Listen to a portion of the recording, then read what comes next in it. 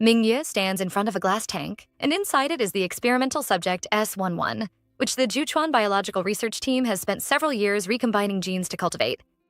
She studies it closely, realizing it is still in its incubation state.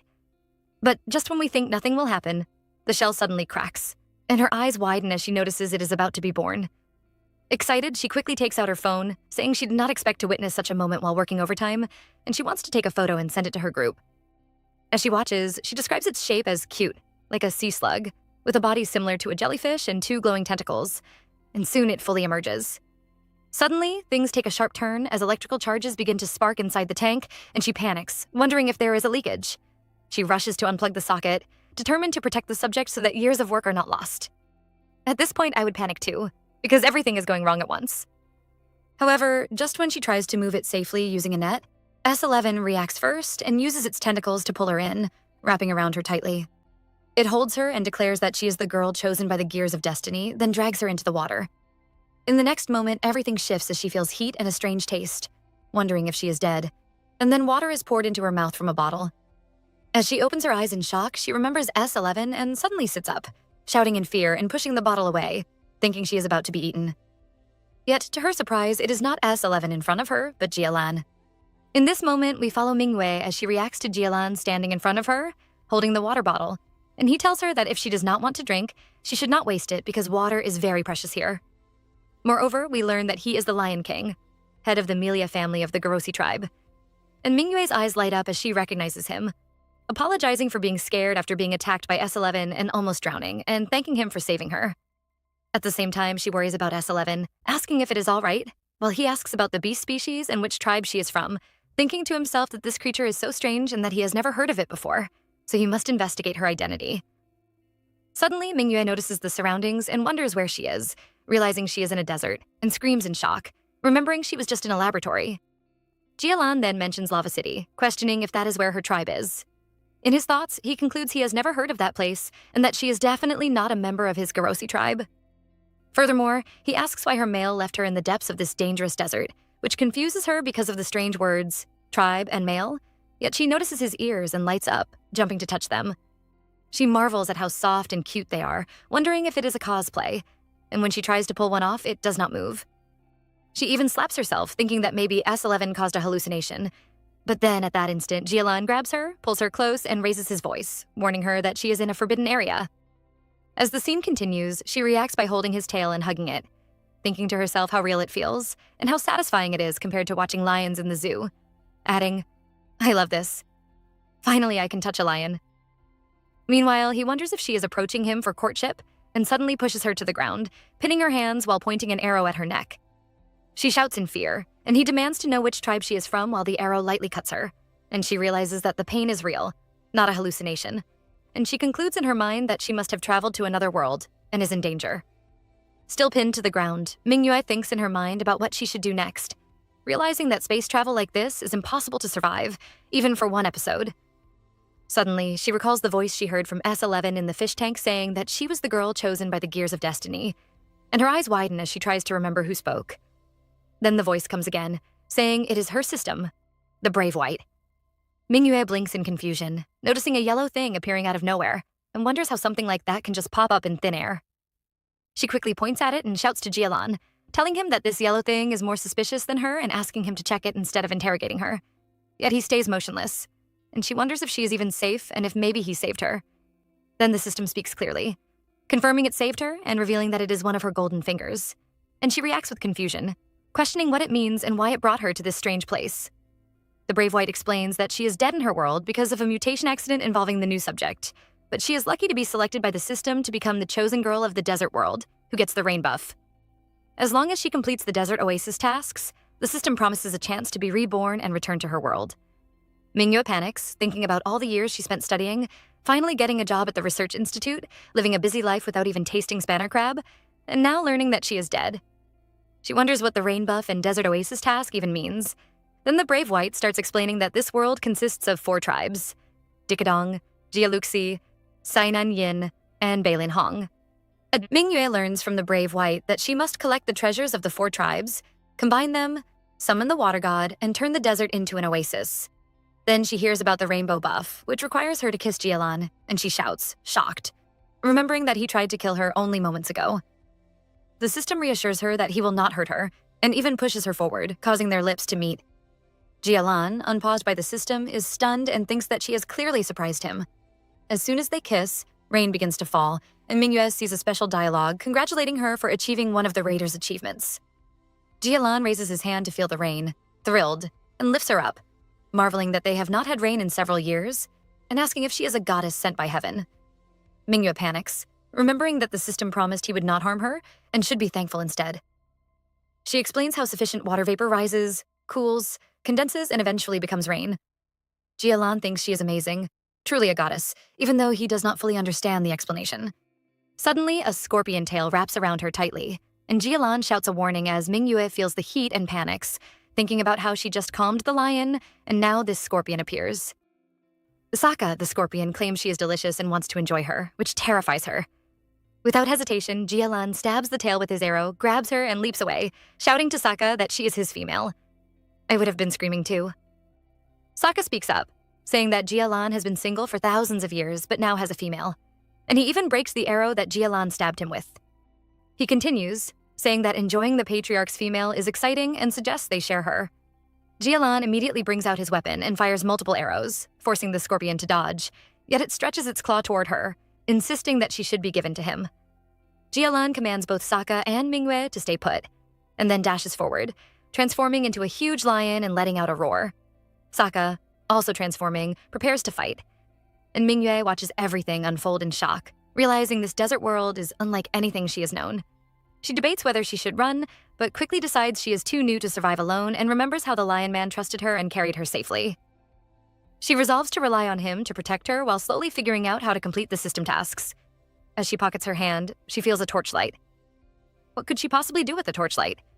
Jielan is fully attacking Sokka, hitting hard and forcing the scorpion back, yet it is about to sting him. Mingyue shouts that Jielan should watch out and quickly points her torchlight at the scorpion.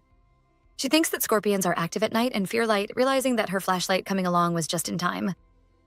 On seeing the light, Sokka retreats, shouting in surprise, and runs away, leaving Mingyue thinking that the giant scorpion has finally fled. Sokka returns, furious, shouting at her, blaming the light, and suddenly tries to attack, saying he will eat her alive. Just then, Jielan bites Sokka's tail, turning the tide, and then shifts back to human form while catching her safely. He asks if she's all right, and she looks at the shredded remains of the scorpion, thinking about how terrifying and unreal this desert world truly is. She then imagines him scolding her about the attempted attack and hears him calling her to wake up. At the Milia clan of the Jeluxi tribe, Manfei stands outside, worried that Jielan has been gone too long. She sees him returning with Mingyue in his arms and immediately reacts, asking who the female is and why she's in his arms. The children in the clan run toward Jielan as he arrives, excitedly talking about his return. One boy mentions that he brought water and also a beautiful female back with him. A little girl eagerly asks where the female is so she can see her too, and another boy answers that she's at the priest's house. Inside the priest's house, Jielan hands Manfei a bottle of rainwater, explaining that although he didn't find any natural water source, he collected this much from the recent heavy rain. He tells her to give it to everyone in the clan. Manfei accepts the bottles but asks about the female, curious why he brought her back. The children watching begin commenting among themselves, noticing her beauty, small body, and unusual clothes. Jielan explains that she was attacked by Sokka in the desert and fainted, so he brought her here, rubbing her hand gently. Manfei worries that resources are scarce and says outsiders cannot stay, insisting the female must be sent away, but he disagrees. He suspects she may be the rain goddess sent to help the Milia clan, pointing out how the clear sky filled with dark clouds and the rain poured down shortly after meeting her. People around start calling her a goddess and marvel at her ability to control the rain. Manfei is shocked, insisting it is impossible because she does not look like a goddess, yet Jielan says they will know once the priest returns to test her with the sacred stone. At that moment, the priest of the Milia clan steps in, noticing the excitement. The crowd greets her and urges her to use the sacred stone to see if she truly is a goddess, while she glances at Mingyue, questioning the claim. The priest holds the sacred stone in her hand and begins enchanting it, asking for guidance to see if the girl has divine power. The stone glows brightly, then suddenly falls to the ground.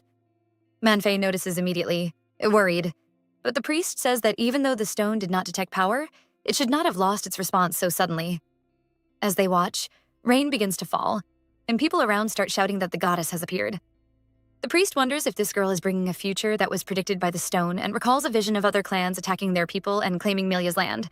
Manfei, worried about resources, suggests sending the girl away, but the priest points out that even without divine power, she could create a turning point for the clan, though it may also bring disaster. Manfei proposes a vote among the clansmen, and everyone begins voicing their opinions.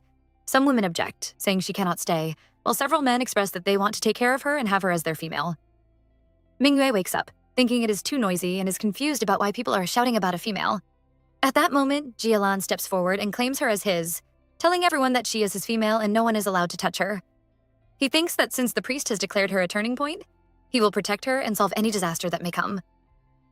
Mingyue is shocked, struggling to comprehend that he calls her his female, while Manfei clenches her fist, thinking this girl of unknown origin cannot be allowed to stay and that she is the only one meant to be Jialan's female. As the night falls, we are taken into Jialan's place as he walks in with Mingyue and tells her that this is where she will live from now on. She looks around in surprise and asks where she will sleep, and he points to his spot and tells her it is there. Then she asks about him, and he calmly says that she is his female, so of course he will sleep with her. This makes her turn red as she reacts quickly, feeling it is too fast since they just met today, and she even brings up Manfei, thinking that the other girl would be sad if she knew. However, her thoughts begin to wander as she remembers that lions have strong bodies and great desire, and she almost lets her mind go too far before stopping herself, telling herself to focus because this is not the time. Just then, he pulls her close, breaking her thoughts, and tells her that Manfei is only his little sister while she is his female partner, which makes her blush again. They fall into silence for a moment before he turns away and brings up food, saying he hunted a wild boar earlier, and she is lucky to have it. Then he cuts it and drops a leg into her hands. As we continue watching, Mingyue looks at the meat and asks how he plans to eat it. And he answers by biting directly into it and licking his hands, telling her to eat it the same way. She reacts with clear disgust, covering her mouth and throwing up, unable to accept it. In that moment, she thinks about how it makes sense for lions to eat raw meat, yet he is in human form now, and she starts to question if this world still follows very old ways. Honestly, I would not survive one day here. Eating raw meat is a big no for me. In this moment, we follow Mingyue as Jialan notices her reaction and asks what is wrong, even offering to take her to Mobai, the fox who has some medical skills, if she feels unwell. However, she quickly says she is fine and instead asks if there is a fire in this place. He looks at her with confusion and explains that fire in their clan is guarded by a special person, and there is none here. Consequently, she refuses to eat the wild boar meat and chooses to eat fruits instead, and as she eats, she thinks about how strange it is that fire must be guarded, realizing this is a very primitive kind of society, and she decides that she will have to teach them skills, starting with how to use fire. Moments later, we see both of them lying on a bed made of rock, and she looks up and thinks that even though they are sleeping on the same bed, nothing is happening, which is a small relief. However, just when we think things are calm, the brave white suddenly appears and questions why she is relaxed, reminding her about her mission and pushing her to act, even telling her to push him down, kiss him, and take advantage of the situation. She becomes shocked and questions how this connects to the desert oasis task, but the system explains that kissing him before gave her the rain buff, and she needs to unlock more to make things easier. She begins to think that it makes sense, and as she looks at him, she admits in her mind that she does not mind, but quickly turns away, stopping herself and blaming those thoughts on the system. Now this system is really pushing her too much. As the night goes on, the cold sets in, and Jialan turns toward Mingyue and hugs her from behind, telling her to sleep well, while she feels how cold it is. Then he touches her and realizes her body is hot, thinking she may have a fever caused by the cold, and immediately understands that letting her stay like this is not safe. He calls out to her, trying to wake her up, but seeing no response, he lifts her and decides to take her to Mobai the fox for help. In this moment, we clearly see that despite everything, he is concerned for her safety. As the night continues, we are introduced to Mobai, the desert fox, as he digs out a hole and proudly talks about making another shortcut to anywhere he wants to go. However, just when he is enjoying himself, he hears his name called, and we see Jialan arrive, carrying Mingyue, asking him to quickly check on her because she has a fever and has passed out. Consequently, Mobai turns into his human form and questions how he was found, even complaining about his sharp sense of smell before stepping closer to look at her. As he observes, he comments on how beautiful she is, and questions what was done to make her like this, even suggesting that if Jialan cannot take care of his female, he should leave her with him instead. Immediately, Jialan shifts her away from him, and the tension rises as he warns him to drop such thoughts, making it clear that she is his female, and both of them stare at each other. Just then, Ximian appears, recognizing both of them, and at the same time, we notice Mingyue struggling as she tries to pull off her clothes, saying she feels hot. Ximian quickly reacts, asking who the girl is and urging them to stop wasting time and check her condition. Then Mobai touches her forehead and explains that she first feels cold and now feels hot, identifying it as serious hypothermia that needs quick treatment. This situation is getting serious really fast. Moreover, Jimian begins to piece things together, asking if Mingyue stayed with him at night in the cold mountain with wet clothes, realizing that this is why she is freezing. Jialan pauses and recalls earlier when he carried her, finally realizing her clothes were already wet, and he admits to himself that he has been careless. However, Jimian interrupts his thoughts and insists that they must change her into dry clothes immediately, offering to bring her own clothes for her to wear. In response, Jialan admits his mistake and apologizes for the trouble, showing clear concern. In the next moment, we see Mingyue lying down in Mobai's cave as she keeps saying it is hot, and Jialan watches her closely, worried. Meanwhile, Mobai comes from behind while grinding something with a mortar and pestle, then tells him that if he cannot change her clothes, he can do it instead. He quickly shuts him down. Then, even though he feels awkward, he closes his eyes and reaches for her clothes, slowly undressing her without looking. And then he puts another dress on her. As he is putting the top on her, she suddenly holds his hand and says it feels cool and nice, and at that instant, he freezes. He then starts thinking that this feeling is strange, and immediately his face turns red before he tells her to stay still because he will finish soon. Not long after, he finishes changing her clothes, and Mobai walks up laughing, saying his shy red face is funny, and reminding him that he told him to let Shimian or him do it, yet he refused because he claimed she is his female. Then he quickly grabs the medicine from him and says he talks too much, adding that he owes him and will send a wild boar later. However, he responds that he did not save her because of the wild boar, but because of her beauty. Although in his mind, he is already thinking about finally eating wild boar again. Then, as he tries to feed her the medicine, it keeps leaking out of her mouth, and he realizes he cannot let that happen. Therefore, he puts the medicine into his own mouth, thinking it is the only way, and then leans in and kisses her, passing the medicine directly into her mouth. Jialan is still kissing Mingyue to pass the medicine, and at that moment, she slowly becomes conscious, feeling a bitter taste and wondering what it is. Then she opens her eyes and sees him right in front of her. And immediately her thoughts begin to race as she wonders what is happening and if she is dreaming. Moreover, she starts thinking that if this is just a dream, then she can do whatever she wants. And before we can even process it, she leans forward and kisses him again. As a result, his eyes widen in shock, and he quickly pushes her a little while she reacts in surprise. He then coughs and tells her she is finally awake, explaining that the medicine worked. And at that point, she just stares at him in silence. Gradually, she begins to connect everything, realizing the bitter taste was from the medicine and that she was sick, and that he was feeding her just now. Then, as she recalls the kiss, the truth hits her hard. It was not a dream, and she covers her face in shock, thinking about what she has done. I would not even know where to hide my face after that because the embarrassment is too real. Just when we think that is enough, the brave white suddenly appears and congratulates her for unlocking a new skill called lightning, although it is on cooldown and cannot be used yet. Then she lowers her voice, holding her chin as she realizes she can unlock skills like this, and starts thinking that kissing him can trigger the golden finger, even though it is very embarrassing. However, she still wonders if it can be changed, and immediately it responds with excitement, saying it can be changed and that she can try kissing another opposite sex to trigger it as well. Then, as if that was not enough, it points toward Mobai, who is busy admiring her and saying she is a good female and that he did not expect him to find someone like her after being single for so long. At that point, she understands everything clearly and thinks that it is doing this on purpose, and firmly decides that what she wants to change is the method, not the person who triggers it. In the next moment, Mobai kneels down and gently holds Mingyue's hand, introducing himself and saying he is Mobai the Fox. And then he asks if she would like to be his female, even adding that he is better than Jialan because he can dig holes, has medical knowledge, knows how to give massages, and is considerate, small, and cute. However, as we follow her thoughts, she recalls everyone she has met so far and realizes that people in this world are very primitive, since they all keep asking others to be their females, including him and even the scorpion from before. Then she quickly pulls her hand away and tells him that they are not familiar, and immediately he turns into a fox, showing a cute face while asking again if it is really not possible. At that point, she sees his form, her eyes widen, and she starts thinking about how cute and fluffy he is. Then she excitedly asks if she can touch his big, fluffy tail. He agrees for a little bit, and she happily picks him up and starts touching it, saying it feels soft and comfortable. It's just too tempting, ain't it? However, just when things seem calm, he suddenly winks at Jialan, and as a result, he becomes furious and immediately grabs her away, causing her to drop him to the ground. Then he says that since she is fine now, it is time to go back, and without waiting, he walks away quickly while holding her, even as she tells him to slow down. Meanwhile, from behind, he picks up her clothes and calls out to them, saying she left them behind.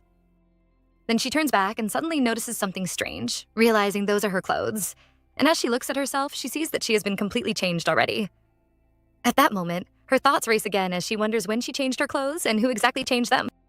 The next day, Mingyue and Jia Lan sitting together, yet there is a clear distance between them, and she looks away before saying that it was he who changed her clothes.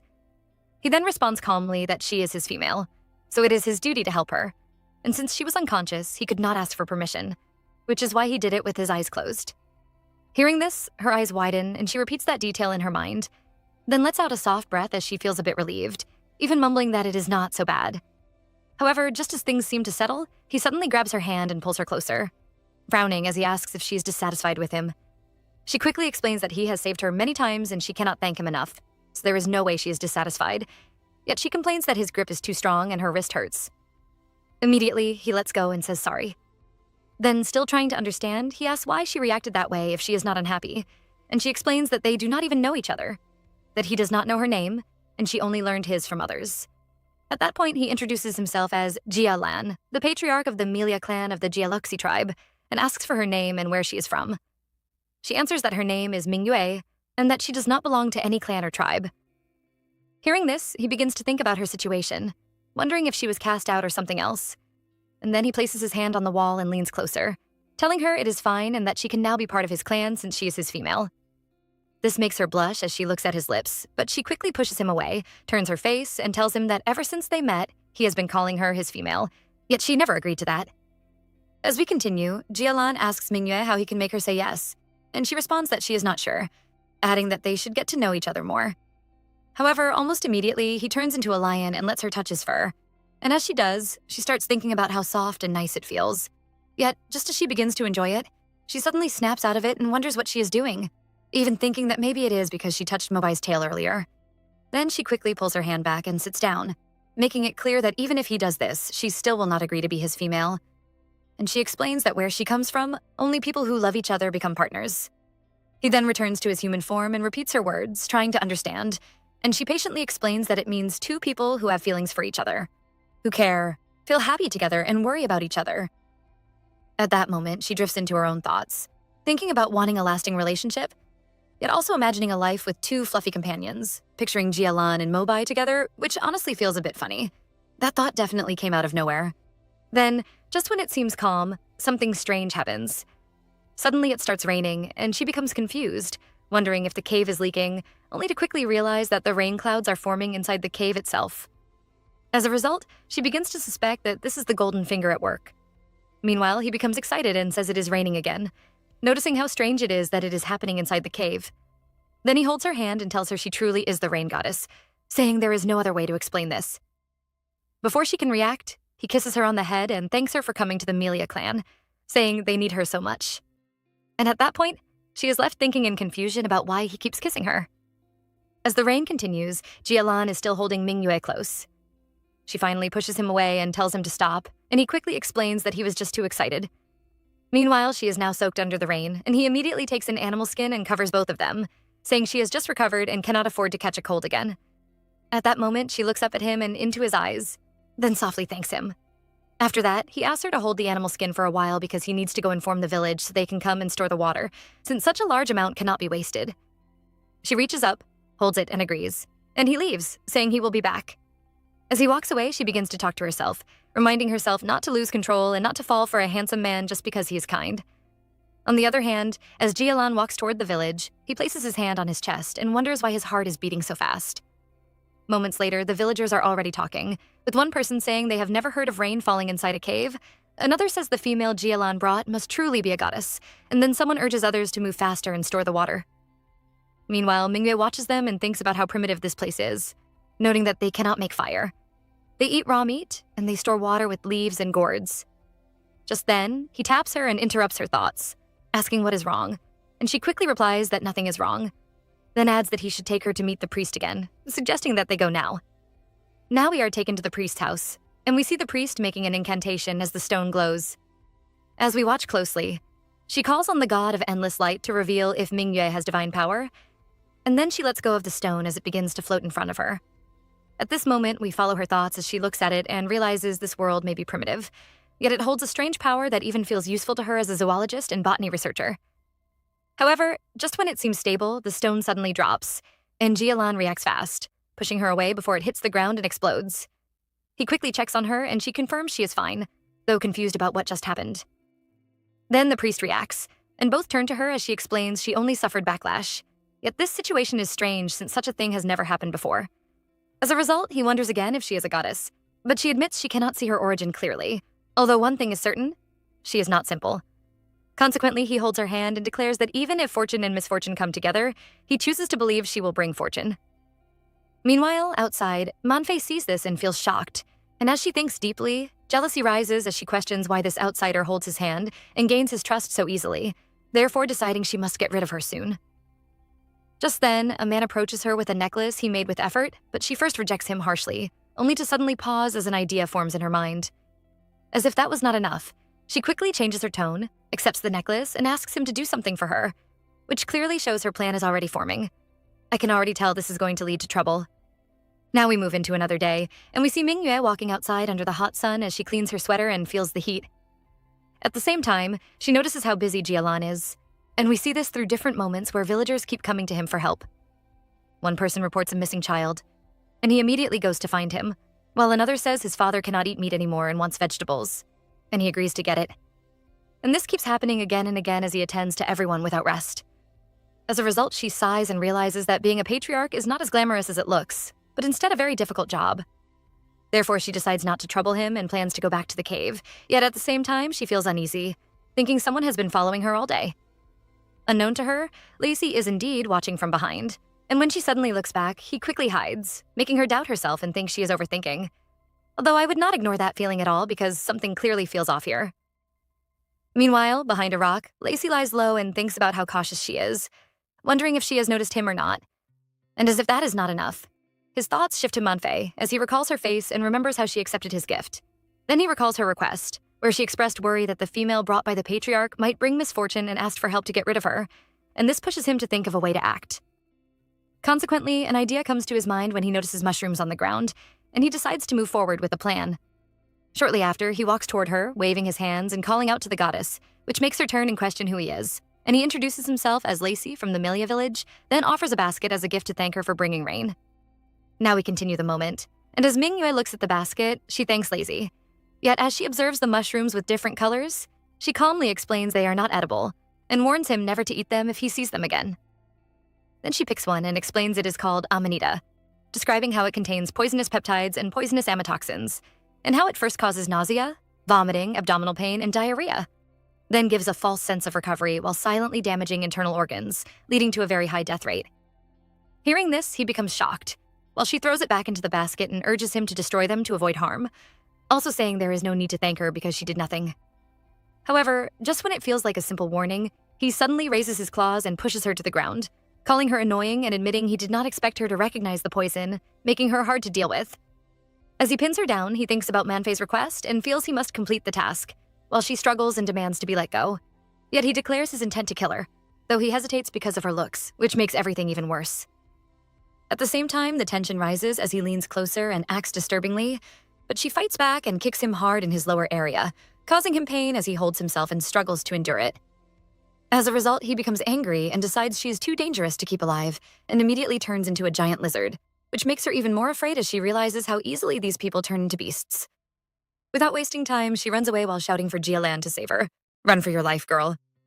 Now we watch as Mingyue keeps running while Lacey chases her in his lizard form, and the fear keeps rising as she begins to lose strength and admits she cannot run anymore, realizing the village is still far and she may not reach Jialan in time. Just when it feels like she might escape, she hits a rock, stumbles, and falls hard to the ground, and he closes in, mocking her and saying she cannot escape anymore while laughing and stepping closer. However, in that tense moment, she quickly grabs sand from the ground and throws it at his face, shouting for him to go away. And at the same time, she recalls that a lizard's weakness is its eyes, so she aims directly at them. As a result, the sand enters his eyes, and he starts shouting in pain, stumbling blindly until he hits his head and falls, giving her a chance to escape. Then, without wasting time, she runs again and finally reaches the village, but by now she is weak, and as we watch closely, she drops to her knees and stretches her hand forward while her vision fades, calling out to Jialan before everything goes dark and she collapses. However, just when we think she might be safe. Manfei suddenly appears, steps on her hand, and speaks with cold anger, showing she has been waiting for this moment, and she declares that even at the point of death, she is still calling his name. Then folds her arms and claims she will make her suffer a life worse than death.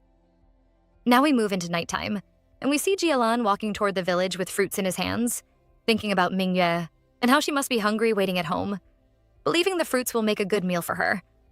However, as he continues, he suddenly spots Lacey lying on the ground, which shocks him, and he quickly runs over, calls his name, and then carries him to Mobai.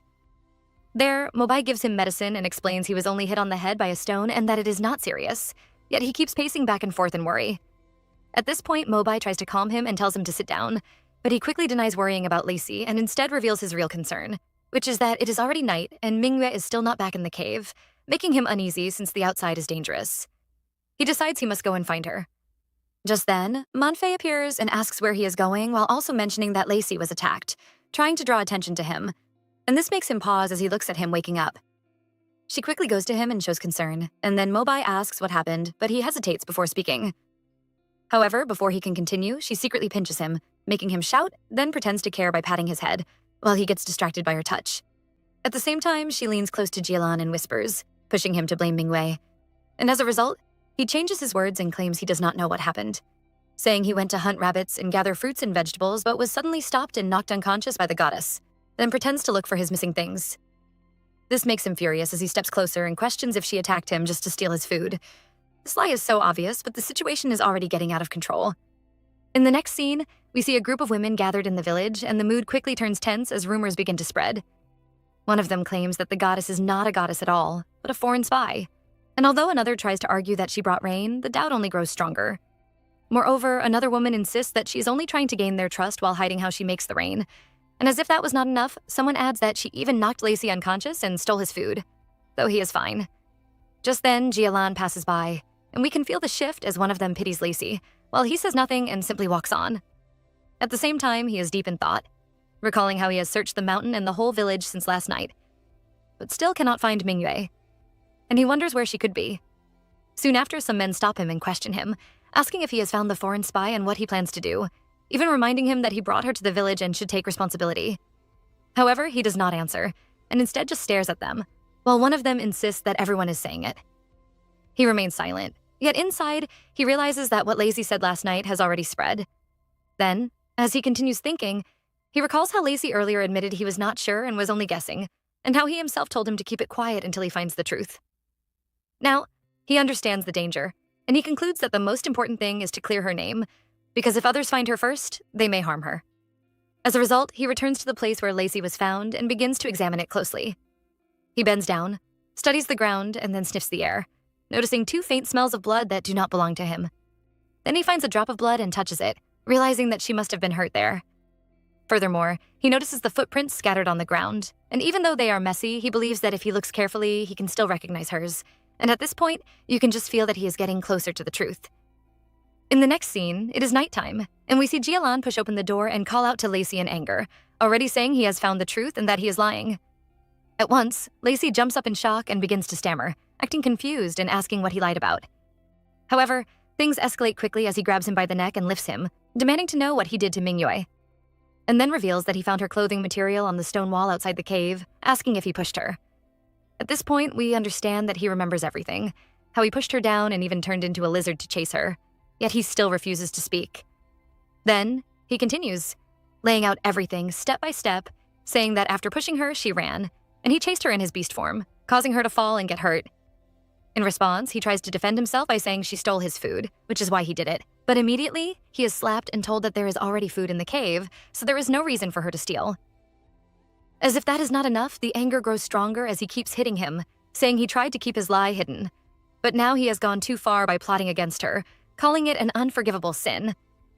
However, just when things are about to go too far, the priest steps in and stops him, warning that if he continues, he will die, and the only clue to finding Mingyue will be lost.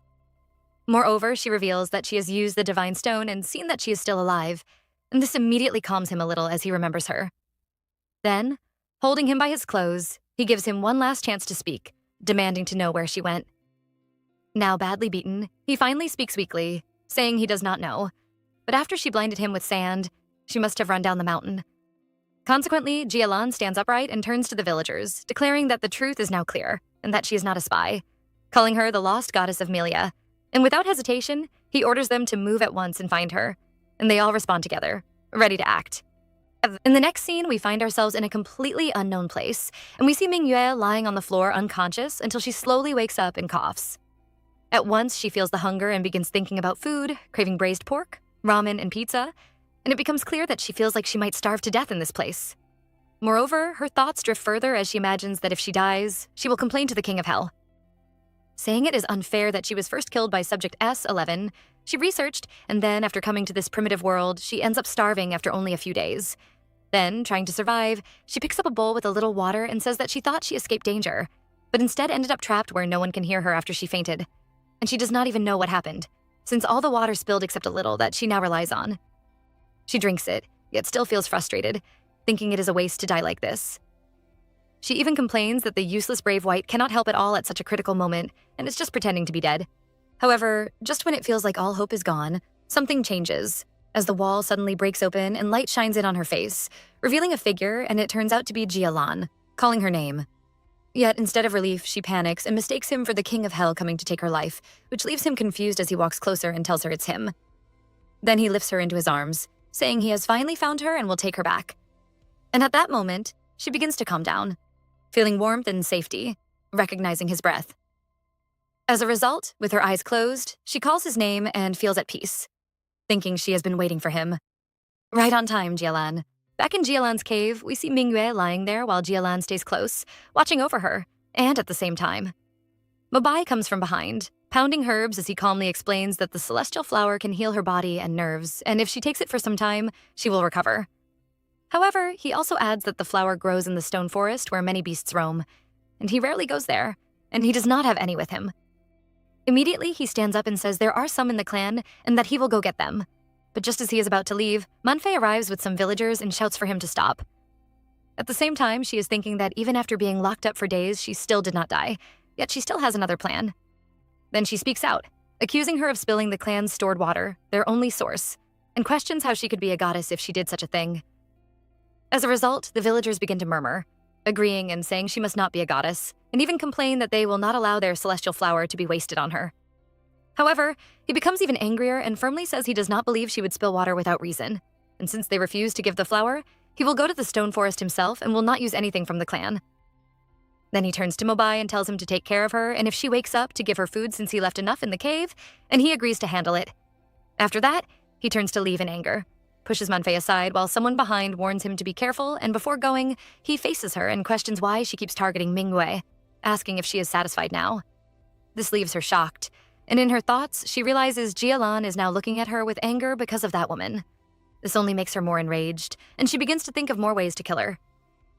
In the next scene, we see Mingyue lying down quietly while things quickly turn tense, and then Manfei steps forward and tells Mobai that she spilled the village water and is now a sinner, asking him to hand her over.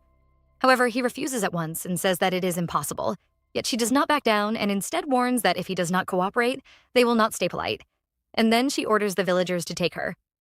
Immediately, two of them turn into lions and jump forward, but he reacts fast, picks her up, and escapes through a hole he had already made in the ground, saying they will meet again. As a result, she becomes angry and explains that his tunnels are like a maze full of traps, while one of the lions asks if they should chase, yet she decides not to risk it and stops them, saying there is no need to chase someone who is already close to death. Meanwhile, inside one of the tunnels, Mobai stays with Mingyue and takes care of her, even using hot water on her while she is still unconscious, and then reflects that the tunnel he dug a few days ago has now become useful, even though it was meant for meeting her before. But now it might be blocked, yet he is not worried because he can dig another and has many burrows, so she will not find them easily. He then gently tells her to wake up soon and kisses her forehead, and soon after she begins to cough and says it is hot, which makes him happy as he realizes she is waking up, telling her not to be so weak next time, since she is always like this. Then she slowly opens her eyes and weakly asks if he stayed with her. Yet at the same time, she thinks back to before she fainted, remembering that she thought she saw Jialan, and now she begins to wonder where he is. As night falls, Mobai leans closer to her and tells her she shouldn't talk for now, that she needs to save her strength, and that she is weak and must eat first, but not too much. He promises to get some fruit to fill her stomach, yet she shakes her head. He asks what is wrong if she doesn't want fruit and what she would like instead. She stays silent, and he apologizes for forbidding her to speak without asking first, suggesting they can talk softly to avoid exhausting her. Then she whispers that she wants porridge or soup, and he feels his ears itch, but it is strangely comforting. He wonders what porridge and soup are, having never heard of them before, while she smiles, thinking that since fire cannot be used as she wants, she will improvise. She then says she will eat first to fill her stomach with fruits and afterward teach him how to make a delicious meal. As the night deepens, she sits up and tells him to drill faster, and he manages to ignite a fire. Shocked, he jumps, transforming into a fox and climbing onto her, exclaiming that it is fire, realizing how precious it is in their tribe. He praises her, saying she is truly wonderful. As she touches his fur, she thinks it is soft and comfortable, imagining that if she returns to her world, she would want to take him as a pet. Suddenly, a celestial flower drops from above, and when she looks up, she sees Jialan. She calls out to him, and he shouts at Mobai, demanding to know what he is doing to her. In the next scene, Jialan holds Mobai by his neck, and he struggles, demanding to be let go. But eventually, Jialan releases him. Mobai jumps back and shifts into his human form, then complains about why Jialan returned so soon, saying that if he had known earlier, he would have left marks for him to take a detour.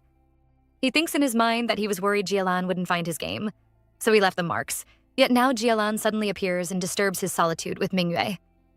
Jialan, serious and firm, warns him one last time that Mingyue is his, and not to covet her anymore. Mobai responds angrily, questioning whether she agreed and asking Mingyue directly, while she weakly says that she belongs to no one, not Jialan, not Mobai. She feels her body grow heavy and her breathing becomes difficult, and as Mobai tries to rush toward her, she insists that she is not his either, shocking him and breaking his heart. Mingyue starts coughing, and Jialan immediately rushes to her, asking if she is uncomfortable. She explains it is hard to breathe, so he gives her the celestial flower to eat. She collects it and consumes the stamen, instantly feeling better, and she thinks the flower is very effective. Then she asks about it, and Mobai explains, while she reflects that Jialan was the one who found her, and the lizard-like man who wanted to hurt her was locked up by him. She wonders why she was trapped in the water storage place, but shakes her head, deciding to focus on treating Jialan's wound first. Holding his hand and looking at the injury, she thanks him for saving her and for getting the flowers, while thinking about how deeply he cares and worrying that her earlier words might have hurt his heart. Mingyue turns to face Mobai, asking if he has any herbs that can disinfect because Jialan's wound needs care. He scratches his head, clearly confused, asking what disinfect and sterilized mean. Mingyue thinks to herself that this place doesn't know about sterilization, and explaining it would be enough.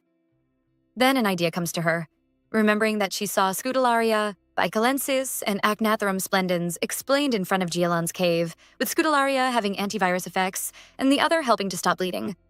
She asks Mobai to fetch them, and after half an hour, he returns with the plants, praising her memory. Jialan is shocked when he sees the fire they made, and Mingyue tells Mobai the water is boiling, ready for the herbs. She puts the plants in and stirs while both men watch, asking what she is doing.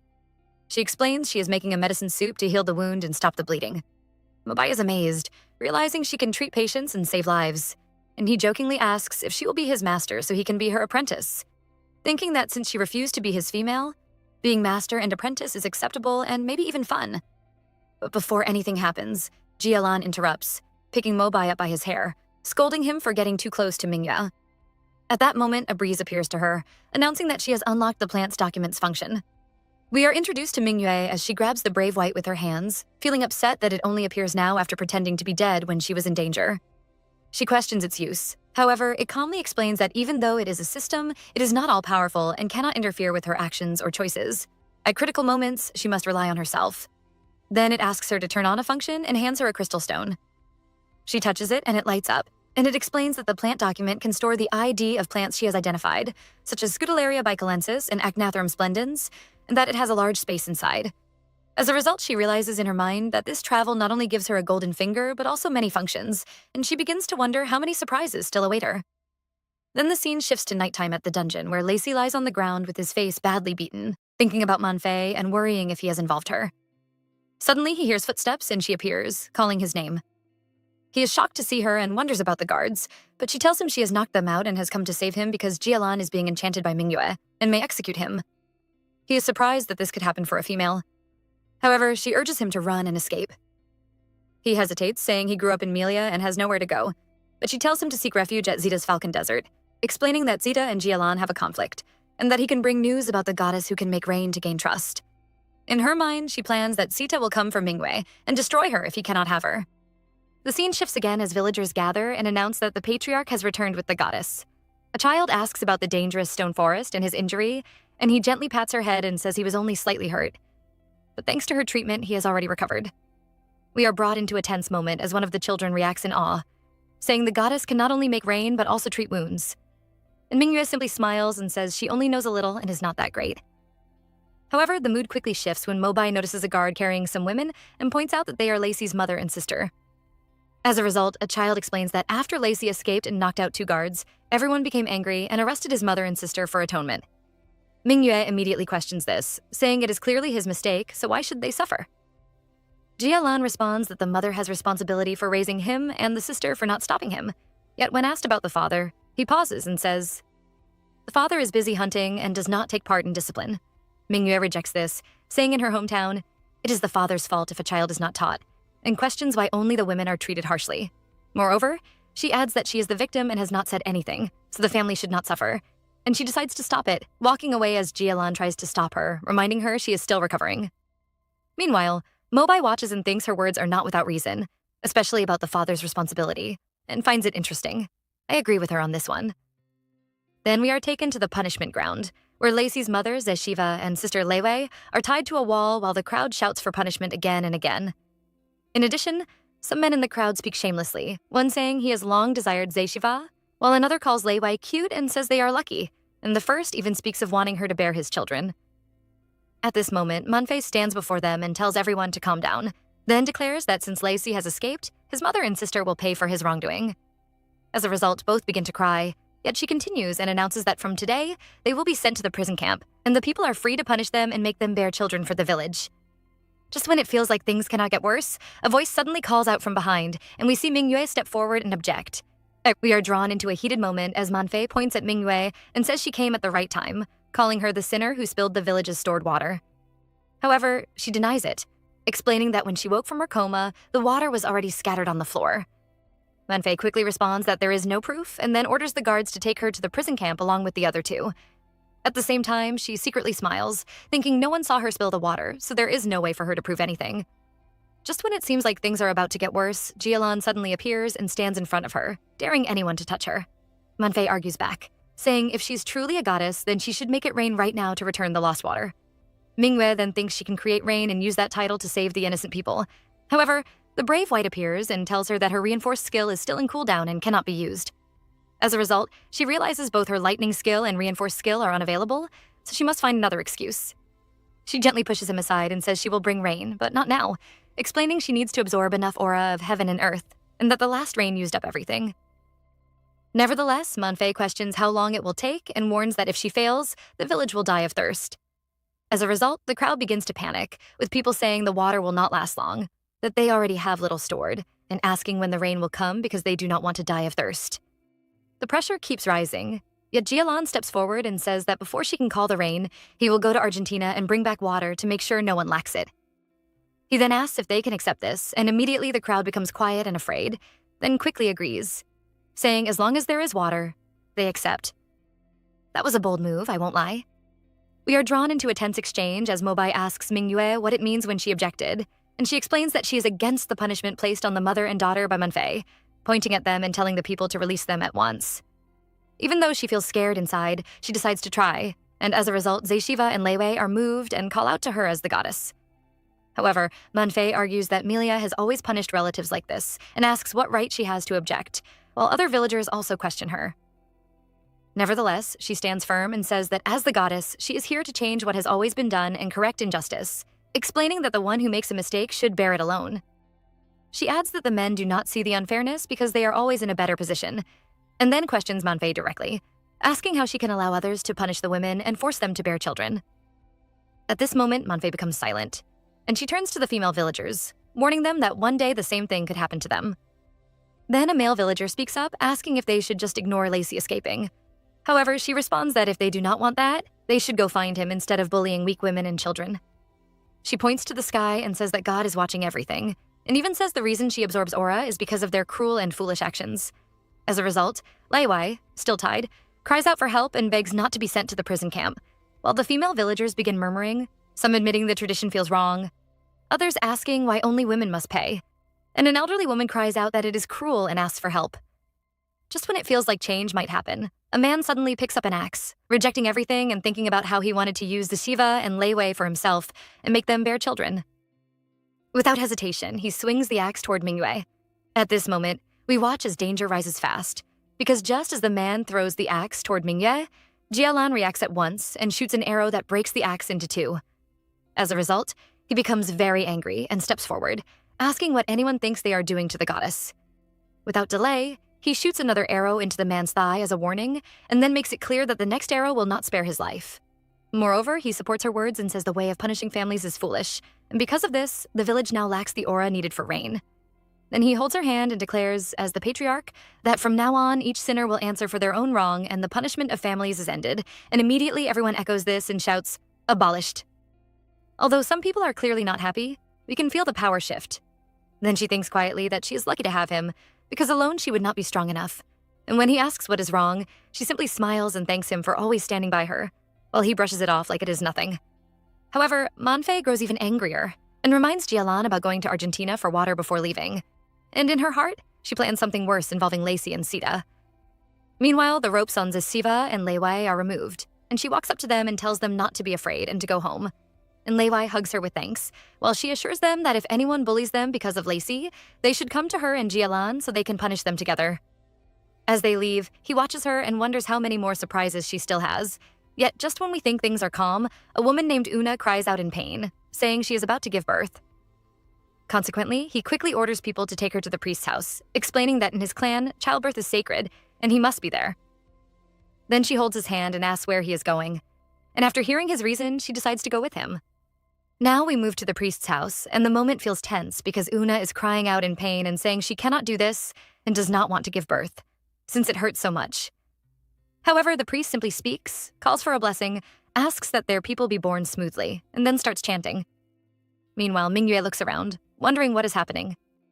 To her, it feels like a joke, and she cannot understand how chanting alone can make things go well. Honestly, I would be confused too at this point. Meanwhile, the pain does not stop, and Una keeps crying that it hurts until she suddenly faints, which makes the situation worse. Consequently, Jialan shouts that she is now unconscious, and the tension rises even more. At the same time, Mobai rushes in with help, saying he has something that can keep her awake.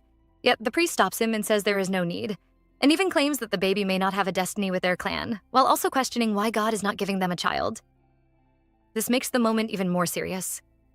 Mingyue steps forward and challenges him, asking if he is really going to give up on both her and the child, but he insists there is nothing else they can do.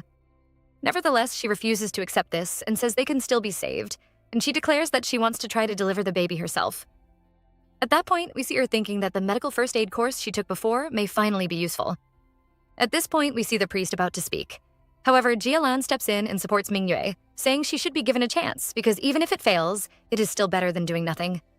In addition, Mobai agrees and reminds everyone that they have tried many ways before and failed, yet since she is the goddess, he believes she can save them. As a result, the priest finally agrees and asks her to try, while praying for a blessing on their clan. Then she quickly begins giving orders, asking him to bring herbs to restore Una's strength, and he agrees and leaves at once. At the same time, she turns to the other and asks for herbs first, then a small knife, a hide, and hot water made by fire. However, the mention of fire causes concern, and while she checks Una's stomach, she explains that after the water breaks, the baby can lack air, and there is little time left. This makes things urgent, yet he says getting a knife and hide is easy, but making fire and boiling water is hard since the fireplace is far. Nevertheless, she holds his face and calms him, reminding him of how she taught him to make fire by drilling wood, and he remembers at once and runs to do it, while the priest also offers water from home for use. Meanwhile, outside, the villagers gather and begin talking, wondering about Una's condition. Some say things were bad because the priest gave up, but the goddess is now trying, while others question why Mobai is not inside helping. Then the scene shifts, and we see him drilling wood, then successfully creating fire. This shocks the villagers, and one is amazed and points it out, while he proudly says this is what the goddess taught him. After that, he starts boiling water, and more villagers gather, praising her again and calling her a treasure sent by God. Some even want to go and worship her and ask for forgiveness. However, he stops them and tells them to wait, saying it is busy inside and makes it clear that she is fighting to save the newborn, so they must not go in and cause trouble. Now we return inside the priest's house, and the tension is still high as Mingyue stays beside Una and leans close to her face, calling her to wake up because her child still needs her, and she cannot give up like this. Then we see her thinking fast, remembering what to do when someone is unconscious, and she begins pressing key points, rubbing areas, and using acupuncture points, doing everything step by step. Moreover, she adds herbs and hopes they help, and after all this effort, Una finally opens her eyes and sees her, which feels like a turning point. Then she quickly gives her something to eat to help her regain strength and calmly guides her to relax, breathe deeply, and not waste strength. Just then, Mobai rushes in with hot water, but she says it is not enough and assigns Jialan to keep heating more, and he agrees and steps out. After that, she continues working, using hot water to clean her body and help the process move faster, while he massages her points to ease pain and help her relax. And she declares that the real battle has now begun. Everyone plays their part, and we see him rushing with more hot water as time passes. And after a long struggle, success finally comes as she holds the baby and announces that the child is born and healthy. Then hands the baby to Una and praises her effort, and she responds with joy at seeing her child. At this point, everyone is tired, and Mobai lies down, saying it is finally over, and he is exhausted but amazed, while the priest feels thankful that God has not abandoned them. Then Jialan gently wipes her sweat and thanks her for her hard work, and she smiles as their faces come close. Just when we think the moment is calm, the villagers call out to the goddess and bow down, asking for forgiveness and promising to listen from now on. Now, this is a full turnaround from how they treated her before. At this point, we see Mingyue calm everyone and ask them to stand up, explaining that she does not blame them for what happened before and wants them to rise and speak properly. At the same time, she thinks about how her position has suddenly risen and that she must keep it steady. Just then, Una's baby starts crying, and she picks the baby up and gently pats it, which makes the villagers praise her even more and call her kind. Then she shifts the moment into learning and tells them that she heard from Mobai that they want to learn how to make fire, so she begins teaching them simple ways, saying that apart from drilling wood, they can strike two hard stones together to create fire, or even use sunlight with a curved stone surface to reflect light and start fire, and she offers to teach anyone who wants to learn. As expected, many villagers raise their hands eagerly, showing their interest. After that, the priest walks up and gives her a knife, asking her to carve the methods onto a slate so they can keep learning every day, and she agrees. Then hands Una's baby to Jialan and asks him to hold it, and he takes the baby while blushing. He then imagines having children with her and a future with her. Then, after some time passes, we see her finish carving and explain that she used pictures to make it easier to understand, pointing out how to make fire. In addition, she asks if they have ever had stomach pain from raw meat or water, then advises them to use fire to cook food and boil water so they will not fall sick anymore. Then Jialan notices another drawing and asks about it. She explains that it is a solar distillation method for collecting water, especially in dry areas, and she carefully explains each step, from digging a hole and placing a container to covering it with a leaf and using a stone to guide water droplets into the container. At this point, we see Jialan react with shock after hearing her idea, wondering if water can really be collected that way. Mingyue calmly nods and explains that even though the amount is small, it can still solve urgent needs. At the same time, she smiles and thinks about how sunlight raises the heat in the soil and air, which leads to evaporation and then water formation. She continues by adding that she has also written down methods for baby delivery and care after birth, explaining that this will help women recover well. Then she invites both Jialan and Mobai to take a look, and the reaction is instant, because Mobai becomes excited and praises her, asking how she knows so much, and soon the villagers all shout in support of the goddess. Moreover, she reflects on how her knowledge in maths, physics, and chemistry helps her stay strong even in this strange place. However, not everyone is happy, because Manfei watches from the side and thinks about how she expected her to fail. Yet she succeeded and gained praise, and then dark thoughts begin to form as she considers harming her so Jialan will no longer like her. Soon after, we see Mingyue, Mobai, and Jialan walking away as the villagers say goodbye, and she responds in kind. As they head back, Mobai brings up the plan to go to Argentina for water, warning that Zita now controls it and that it may be dangerous because of the past conflict. However, Jialan stays firm and explains that even though she has helped for now, he must still bring water for storage and keep his promise to the clan. Then he turns to her and asks if she will go with him after preparing supplies tonight. As a result, she brightens up and agrees, while he assures her he will stay close and protect her. Then she suddenly brings up a small green stone and asks if he has seen it before, explaining that she found the broken pieces before she fainted in the underground cellar, and suspects the owner may be the one who spilled the stored water. At that moment, Mobai recognizes it and says he has seen it before, revealing that Manfei used to wear a necklace made from those stones. We see Mingyue's face light up as she realizes the truth, and she says Manfei. Then she holds the stone tightly and decides that before they leave tomorrow morning, she must talk to her directly to avoid more trouble. Then Jialan agrees and says he will go with her to find her before they leave. Then Mobai adds another thought. asking about the need to absorb the aura of heaven and earth to make rain, and if there is a way to make it faster. However, she becomes awkward and says there is no way. Yet in her mind, she thinks about the skill still being in cooldown, and even when it ends, she imagines herself kissing him to trigger it, which makes her feel shy as she covers her face. Honestly, I would be embarrassed too. Then Jialan speaks again and says that even though she can make rain, they cannot depend on her alone. Instead, they must solve the water problem themselves and even turn the desert into an oasis, even if it means digging tunnels to bring water from rivers. Mingyue wonders how big his ambition is, and she also connects it to the mission mentioned before. Then Mingyue speaks and shares what she has heard about 4 tribes: Dikadong, Jaluxi, Sainan Yin, and Beilin Hong, each holding a treasure, and that combining them can summon god water and turn the desert into an oasis. At this point, both Jialan and Mobai shake their heads, showing they do not know anything about it, and he says they can ask around to find out more. And we return to Jialan's cave at night, and we see Mingyue lying on the bed while holding the green stone. She thinks about how Jialan and Mobai have gone to prepare hides and food, and she wonders if everything is going well for them. However, just when things seem calm, she suddenly hears a sound and she stands up and walks out, calling out to him, asking if he is back. Yet, as she steps forward, she triggers a trap and gets caught in a net, and although she struggles, she cannot escape. Then she notices a female figure standing there, asks who it is, tells her to let her down, and at the same time starts thinking it might be that woman. Then the figure speaks harshly and points a knife at her, telling her to be quiet. However, she refuses to obey, and says she does not even know who she is. So why should she listen? As the tension rises, Mingyue quickly takes out the knife the priest gave her earlier and cuts the net open, and she remembers in her mind that after the Lacey incident, she has been carrying a small knife for self-defense. Then, after falling to the ground, she pulls off the figure's cap and realizes it is Manfei, and immediately reacts. At this point, the other reveals her plan and says she wanted to destroy her face and ruin her, and now that her identity is known, she cannot let her live, and then she attacks with a weapon. Just when it looks dangerous, Mingyue reacts fast, grabs sand and throws it into her eyes, making her unable to see, and then strikes her down and pins her to the ground. As if that was not enough, Jialan arrives at that moment and asks what is going on, yet Manfei quickly pretends to cry and lies that Mingyue is trying to kill her and asks for help. However, she gets angry and pushes back against the lie. Putting up a fake act, I expected better. Jialan then turns to Mingyue and calmly tells her not to worry and that he will handle everything. As he stretches out his hand, she pauses and thinks about how he trusts her without doubt, which makes her accept and place her hand in his. However, Manfei quickly reacts, calling out to him with tears in her eyes. Jialan then kneels to her level and reminds her that her father once saved him as an orphan, and that he has always been grateful. And also that they grew up together, so he has always seen her as a sister.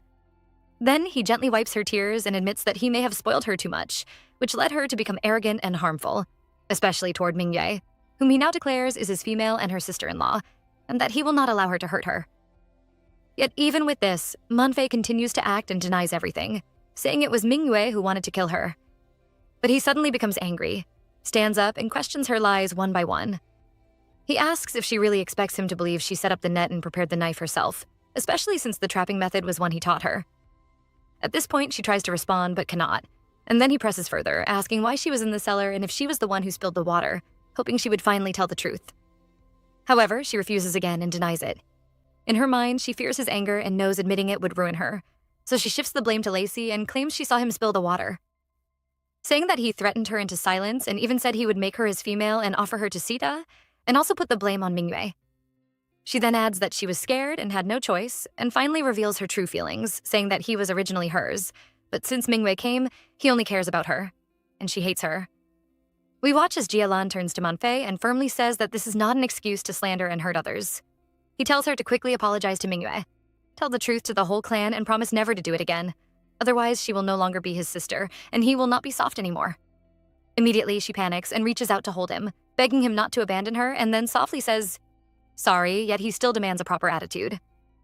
Then she kneels on the ground and apologizes to Mingyue, promising that she will clear the misunderstanding with the clan the next morning and tell them the truth, and even says she's willing to go along to carry water to make up for her sins. However, in her mind, she feels uncomfortable apologizing, yet still hopes that going with him will help improve their relationship, while we can already sense something is not right. And honestly, this kind of apology does not feel sincere at all. Then Mingyue responds and accepts the apology for Jialan's sake, yet in her mind, she admits she does not fully believe her words, although she remembers that he owes her father and has helped her many times, which makes her choose to let it go for now. Then she calmly suggests that if she wants to atone, she should be responsible for managing the transportation team and escorting the supplies for water replacement, and he agrees with this plan. After that, he explains that tomorrow morning he and Mingyue will go out first to learn the nearby terrain and look for a water source, while other clan members will carry the supplies, and Manfei will go with them. On hearing this, she is shocked inside because her plan to get closer to him fails, yet when he asks if she does not want to go, she quickly smiles and agrees, while in her mind she hides her anger and blames Mingyue, and even plans to deal with her later when they reach Argentina. And at that moment, we can clearly feel that the conflict is far from over. The next morning, Mingyue asks Jialan if they should set off. As she stretches, she wonders how they will travel on foot. Yet just then, he suddenly turns into his lion form and tells her to climb onto him. At first, she is surprised, asking if he really wants her to ride on him. But when he confirms, she becomes happy. And in her mind, she cannot believe she is about to ride a lion. Then, as she places her hand on him, she begins to explore with excitement, touching his back, his tail, and even his ears, enjoying the soft fur and hugging him tightly while saying she loves it. However, as she enjoys the moment, he reacts and asks if she likes him that much. While in his mind, he feels she is touching sensitive parts, yet she openly says she really likes it, thinking that anyone would love a big fluffy cat like this. Then he responds in a deeper tone, saying she said it herself, and when their job is done, he will respond to her properly. At that time, she will not be allowed to refuse. This makes her suddenly pause and think about what he means, yet before she can think more, he begins running. As they move fast, she enjoys the speed and comfort, but still keeps thinking about his words. After some hours pass, they arrive in Argentina. Mingyue is amazed and looks around, calling the place lively, while Jialan explains that it is one of the few towns in Jialuxi with a river. It is also a trading place between Jialuxi and Sainanyen, which makes it more prosperous. Then she understands how different it is from Milia. As she continues to look around, she suddenly bumps into a man and quickly apologizes. However, he notices her beauty, and in his mind, desires her. And just like that, he asks her to become his new female, even while his current female and child are right behind him calling out to him. As if that is not enough, more men gather around, showing off and making the same request. This makes her react immediately, shout at them, question why they are seeking more mates despite having families, and angrily call them out. Jialan steps in at once, holding Mingyue by the waist and pulling her close, making it clear that she belongs to him and driving the other men away. However, as she stays in his arms, she begins to feel something new, because instead of resisting, her heart starts beating fast and even she does not understand why. Then he pulls her along, telling her they should leave, and just like that, the scene shifts. Meanwhile, in another part of the market, we are introduced to Zine, who is being pressured by the market owner to pay rent with a piece of hide. However, he admits his business has not been good and offers a stone instead. Unfortunately, that idea is rejected harshly, and he is insulted and pushed aside, called weak and useless. As he falls, we see Mingyue notice something shocking, because her eyes land on the stone and she realizes it is a huge diamond, something extremely valuable. Then, moved by what she sees, she helps him up and checks if he is hurt, and he says he is fine. However, before things can settle, the market owner notices her and immediately shifts his attention, calling her pretty and dismissing the man again as weak. He then stretches his hand toward her and boasts about his strength, suggesting she should go with him instead. As we watch closely, Jialan steps in at once and grabs the market owner's hand, stopping him, and we feel the tension rise immediately. He questions him, and before anything more can be said, the man recognizes him and calls him the Lion King, clearly shaken. However, before he can even finish speaking, he is thrown away and crashes hard to the ground. Then, in fear, he runs off while shouting that this is Lord Sita's territory, and that he will report everything. Meanwhile, she turns and recalls what Mobai said about the conflict, asking if they should stop the man. Yet people around begin to whisper, recognizing Jialan as an enemy. However, he stays calm and says there is no need, because even if one is caught, others will still spread the news. And since it is enemy land, they will meet him sooner or later. He makes it clear he is not afraid. Then, shifting the moment, he speaks to Zine and offers an animal skin in exchange for the stone. Although the man refuses and offers it as a gift out of thanks, he still insists, gives the skin, and takes the stone, and making it clear he only acted to protect his female. After that, he hands the stone to her, and she smiles as she accepts it, clearly happy. And inside her mind, she values it greatly as a 10-carat diamond, thinking of keeping it safe for the future. As if that was not enough, the scene moves again as Meng Tai appears with camels, calling out to the patriarch. And we learn he is from the Milia clan as well. He confirms that the goods for the water exchange arrived safely, which brings some relief. However, the mood shifts when she asks about Manfei, since she was supposed to come along, and he explains that she separated from them to visit a friend in Argentina. This raises doubt at once, and when she asks Jialan about it, he admits he knows nothing, making the situation feel suspicious. Then, just when we think we have seen it all, the scene cuts to Sita's palace, where Manfei is now with Lacey, and we see her comment on how much he has changed and how well he is living. He admits it is all thanks to her guidance, because meeting Lord Sita gave him a better life, with no worries about water and many people around him. Then she pushes her goal forward, asking him to speak well of her and help deal with Mingyue quickly. And in her thoughts, we see her desire to rise higher and escape her struggles. Meanwhile, he reassures her, and we are left watching as things quietly build toward what is coming next. As we move into Sita's chambers, we see Lacey and Manfei standing before Sita, and the moment feels tense as he notices she has been brought along. Then Lacey confirms it and introduces her properly as the daughter of the former Melia patriarch, and at that point, we can already feel something is off. Meanwhile, in her mind, she feels annoyed, thinking about how he behaves and comparing him to Jialan. However, she quickly shifts and brings up Mingyue, telling him about the rain goddess and revealing that she is already in Argentina, asking him to capture her quickly. Although he agrees to catch the goddess, he makes it clear it is not urgent. And instead, his focus turns to her beauty, stepping closer and lifting her chin as he recalls her past with Lacey. Then he openly declares that he wants her, asking for Lacey's opinion, and shockingly, he agrees without hesitation, saying he brought her as an offering. At that moment, she reacts strongly, pulling away and slapping his hand, declaring her status and warning him. However, he ignores all of that, forces himself on her, and asserts his power over Argentina, making it clear no one can oppose him. As she struggles and calls out for Jialan. Low-key, I'm glad things turned out like this for her. Meanwhile, in another scene, we see Meng Tai, Jialan, and Mingyue at the water bank, and things seem calm for a moment as he arranges the water on the camels and confirms they have gathered enough to last a long time. He suggests they send the water back first while the others stay and enjoy the nearby villages, which sounds like a good plan. However, that peace does not last, because she suddenly notices the market owner from earlier returning with guards, and she realizes he has reported them. Immediately, Jialan steps forward and decides to draw them away, telling Meng Tai to take her out of Argentina and meet outside later. He agrees. Still, she shows concern, reminding him that this is enemy land and he must be careful. In response, he reassures her with a calm smile and tells her to wait for him. As the tension rises, we see Jialan step forward and face the market owner directly, asking if he is the one being searched for, and the answer comes with mockery as the man calls him fearless in the face of death. Immediately, he orders the guards to capture him and offer him to Lord Sita, and just like that, they rush forward. However, he stays calm, pulls out his dagger, and challenges them, and before we know it, he fights through them one by one until they are all down, leaving only the market owner behind. Then he moves fast toward him, and as the man panics and tries to stop him, he is pushed down and held at knife point. Just when it seems over, he brings up Manfei, revealing she is now in Zita's hands. He even shows the green stone as proof, claiming it came from her. At that moment, everything shifts, and instead of ending him, he orders him to stand and take him straight to Zita. Meanwhile, in another scene, we see Mingyue and Meng Tai waiting outside Argentina, expecting him to return. Yet time passes, and worry starts to grow. She begins to think about why he has not come back, and just then, footsteps are heard. She turns quickly, full of hope, calling out his name, but instead, she is met with Lacey. As if that was not enough, he appears calm and familiar, greeting her, but before she can react, he captures her and throws her into a prison cell. Next, we see Mingyue lying on the floor, feeling the heat as she struggles. Then a voice calls out, making her look up. And we are introduced again to Zine. He recognizes her at once and questions why she is here when she should have already left, while she also remembers him as the one who sold diamonds at the market. Then he introduces himself properly and asks about the man who was with her, wondering why he is not here. She lets out a breath and says it is a long story. At that moment, her face turns sad, and we can feel her worry as she thinks about Jialan and hopes he is safe. Then he pokes her, bringing her back. He tries to comfort her, telling her not to be afraid, and quietly shares a plan. He explains that at night, when the guards relax, he will turn into his beast form, fly out, steal a knife, cut the ropes on the door, and help her escape. Curious, she asks what his beast form is, and he answers that it is a type of corvidae, a Didolf's ground jay.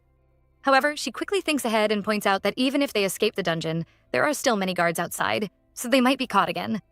Then, as she remembers the cactus growing nearby, an idea forms, and she decides to take the risk. Then night falls, and just as planned, Zine transforms and flies out, gets what is needed, and returns, dropping it into her hands. He asks what it is, and she explains that it is cactus thorns soaked in datura flower liquid, something that can cause hallucination and make a person fall unconscious. Then, in her thoughts, she feels relieved that the guards did not recognize the flowers when they searched her earlier. Right after that, she tells him to watch and throws the treated cactus toward a guard. Almost at once, the man begins to feel itchy and dizzy, and then collapses to the ground. Seeing this, Zine is shocked and amazed by how effective it is. Now in Argentina's palace, we are drawn into a tense moment as some guards walk together and talk. One of them says he heard that Lord Zita got a beautiful woman from Melia, the daughter of the Melia patriarch. At the same time, Mingyue and Zine are behind a wall, quietly peeping at them. Then another guard speaks with envy, saying Lord Zita must already be enjoying that beauty. Hearing this, she begins to think deeply, realizing that the daughter of Melia's patriarch must be Manfei. Then a thought hits her, and she wonders how she fell into Zita's hands and whether Jialan arrived late because of this. However, before she can think further, he interrupts and quickly points out that there is a hole with no guard, and they can escape. Yet, instead of leaving, she tightens her grip and decides she has something to do. In her mind, she admits that although that person has always targeted her, she has been kind to him, and she cannot just stand and watch. Moreover, she also believes he might be there as well. Then he insists on going with her, saying more people means more strength, and even though he is not strong, he will protect her by turning into his beast form and attacking anyone who dares harm her.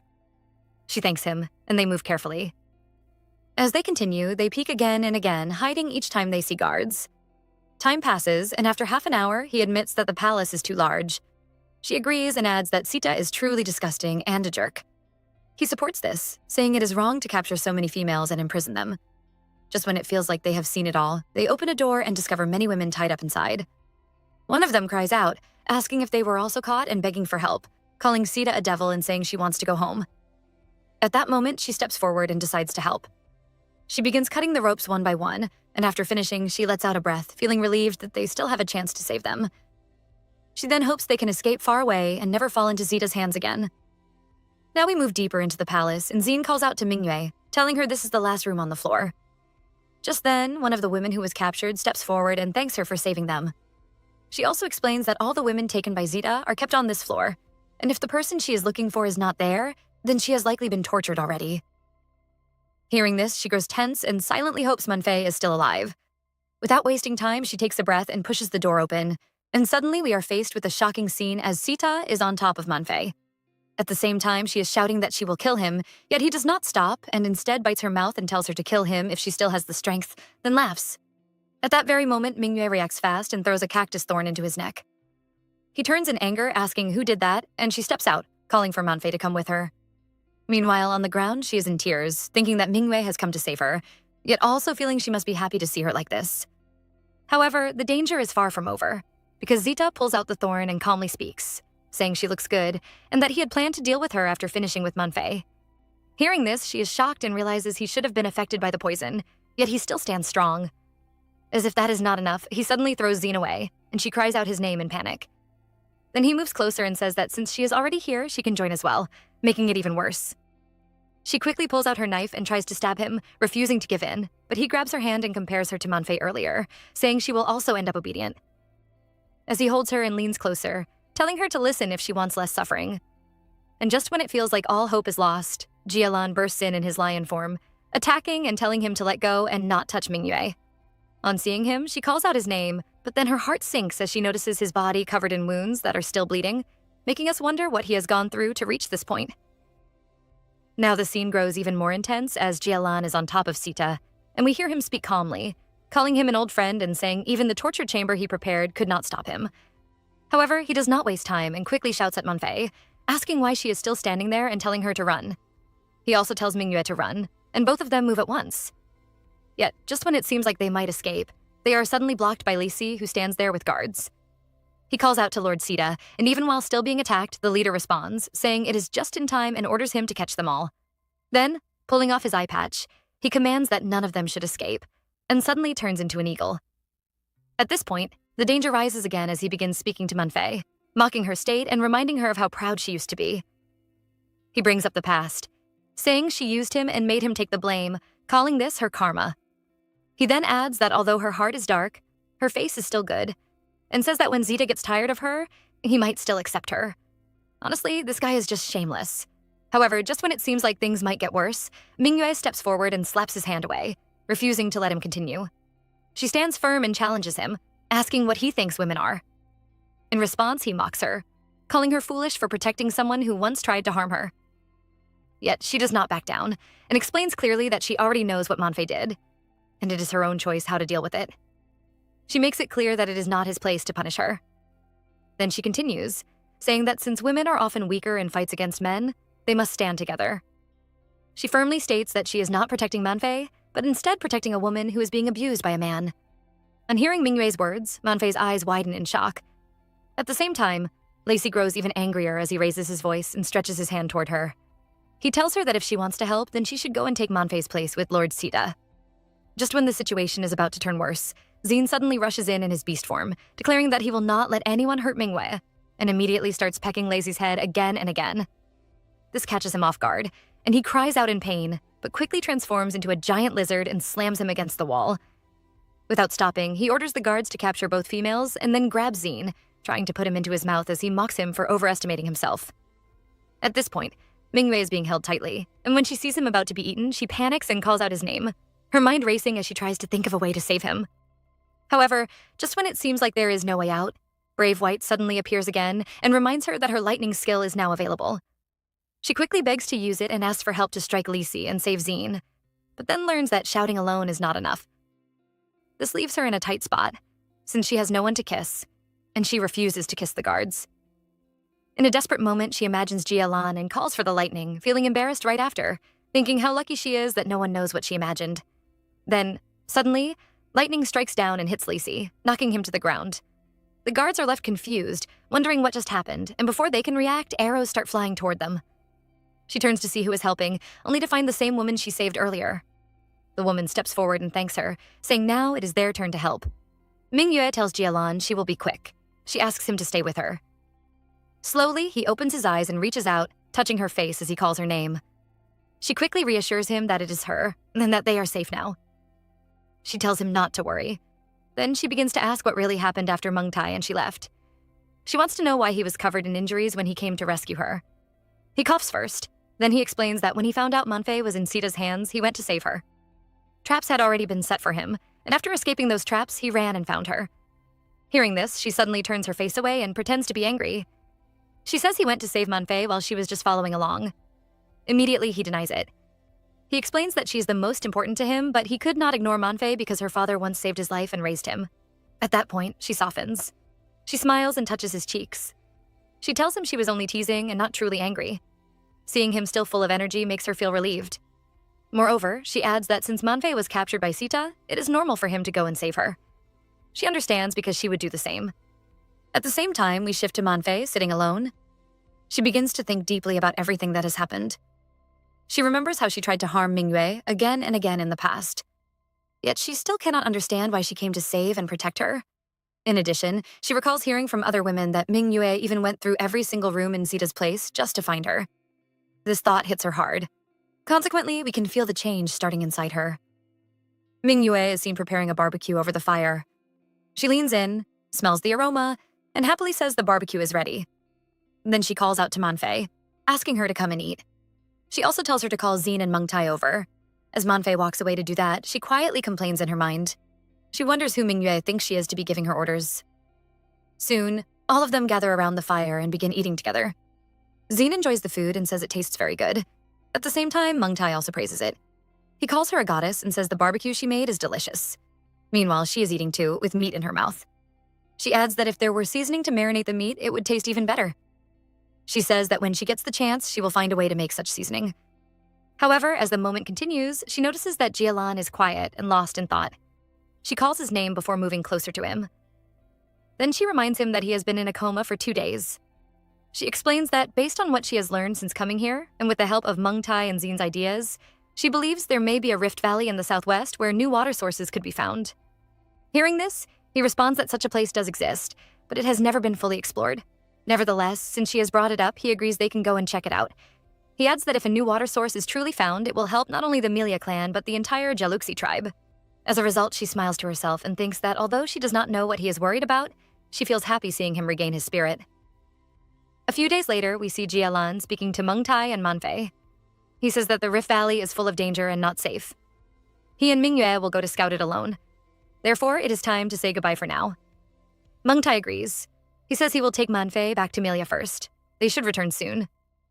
However, as they prepare to leave, Manfei, sitting on the camel, turns to Mingyue.